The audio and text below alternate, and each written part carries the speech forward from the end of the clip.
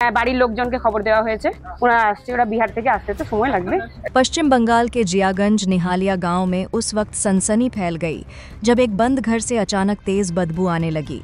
पहले लोगों को लगा कि किसी ने मरा हुआ जानवर फेंक दिया है, लेकिन जैसे जैसे बदबू बढ़ती गई इलाके में हड़कंप मच गया। स्थानीय लोगों ने तुरंत पुलिस को सूचना दी। जब पुलिस ने घर का ताला तोड़ा तो अंदर का नज़ारा देख सबके होश उड़ गए। अंदर 48 वर्षीय अशोक साव का सड़ा गला शव पड़ा था। बताया जा रहा है कि परिवार के अन्य सदस्य छठ पूजा के लिए बिहार गए हुए थे। मृतक घर में अकेला रह गया था। फिलहाल पुलिस ने शव को पोस्टमार्टम के लिए भेज दिया है और मौत की वजह जानने के लिए जांच शुरू कर दी है। আমরা কালকে দুপুর থেকে গন্ধটা পাচ্ছি, তারপরে ভাবছি বিড়াল মরেছে, বাড়ির পাশে ডোবা বা সামনে বাড়ির ড্রেন, বাড়িতে ঘরে থাকতে পারছি না, এত গন্ধ। তারপরে আজকে সকালবেলায় চারিদিকে গন্ধটা ছড়িয়ে গেছে। তারপরে পাড়ার সবাইকে জানানোর পর ওরা সব পৌরসভাতে খবর দিল। খবর দিয়ে তারপরে আমি ওর সামনে দিয়েই এলাম, দেখছি যে মাছি একেবারে ভ্যান ভ্যান করছে।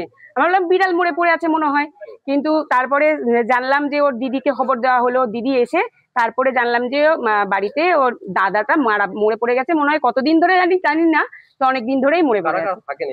হ্যাঁ, এই বাড়িতে ওর মা, ওর ভাইয়ের বউ, ভাই সবাই থাকে। আর ওরা কেউ ছিল না। হ্যাঁ, সে বিবাহিত, তার একটা বাচ্চা আছে। বউ বাচ্চা ওর বিয়ে কোথায় হয়েছে, লোহাপুর না, আমি ঠিক জানি না ওর বিয়েটা কোথায় হয়েছে, সাগরদিঘি কি লোহাপুর এরকমই কোথাও।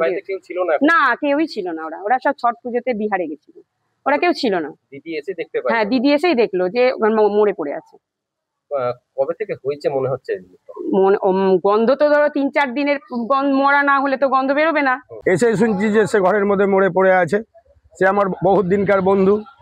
ওদের বাড়ির সঙ্গে আমার একটা, মানে ওর মা, ওর ভাই সবাই জানে যে আমার ছোটবেলার মধ্যে আমরা দুবেলা হাটে বসে আড্ডা মারি, বটতলাতে বসে। আমি একটু আগে ফুলতলাতে শুনে তো নিজেই মাথা খারাপ হয়ে গেলে এসে বাড়িতে দেখছি এই অবস্থা। তো মোটামুটি অশোক সাউ ওর নাম, বাবার নাম হচ্ছে বিশ্বনাথ সাউ। উনি সদরঘাটে বটতলার ওখানে কাঁসা বাসনের দোকান ছিল, এখনো আছে, দোকান আছে, মানে দোকান ঠিক মতন চলে না। ওই এসে দুবেলায় সদরঘাটে থেকে এসে ওই হাটের বটতলা রায়বাজারের ওই ধাপিটাতে বসে আমরা সবাই মিলে একসঙ্গে গল্প টল্প করি। দেখা হয়েছে আপনার? আমার সঙ্গে দেখা হয়েছে মোটামুটি দিন 6 আগে। তারপরে আমি কালকেও এসে ওর খোঁজ নিয়েছি। তোর বন্ধু বান্ধব যারা ছিল তারা বললো ছট পুজোতে হয়তো ও বিহারে গিয়েছে। তারপরে এসেই শুনছি এরকম এরকম ব্যাপার খারাপ। হ্যাঁ, বিয়ে করেছে, একটা বাচ্চাও আছে। সেই বাচ্চাটাকে সিস্টার নিবেদিতা নার্সারি স্কুলে ভর্তিও করেছিল বাচ্চাটাকে। এখানে বউ থাকে? না, বউ এখানে থাকে না, বাবার বাড়িতে থাকে।